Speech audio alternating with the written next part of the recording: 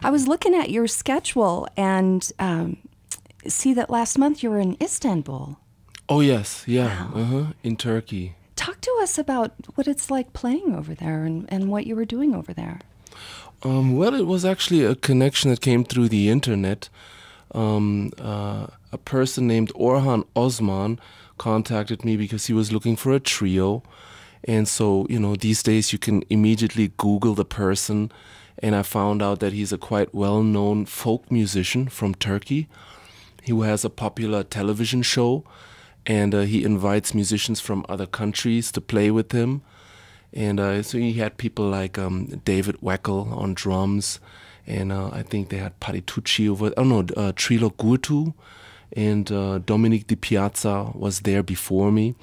So we went over there with the trio. Sean Rickman from Garage Mahal was also part of that. And we recorded his CD.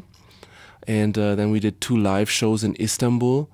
And it was unlike anything else I've ever done because we were playing with us authentic Turkish musicians, string players, and so the sound of the ensemble actually sounded really Turkish, but the groove was like funk and what we do over here, with the jazz elements and all that. And so I learned some about quarter tone intonation, the type of scales that they work with.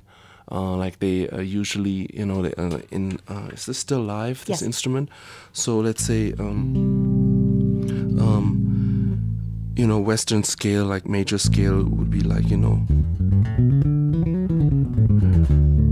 like Western tonality.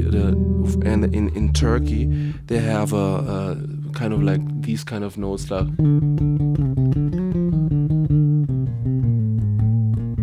So they choose different notes in, usually like the flat 9. And they have these little inflections like.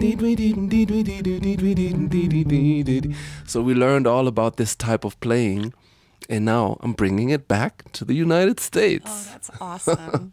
I also find it important that artists go where the politicians don't go. In other words, it's a lot easier for artists to connect across the enemy lines, the so-called enemy lines of the empires of the world, and reaffirm that we're just one people and stick together that way. I think that's important. So yes, that was Istanbul.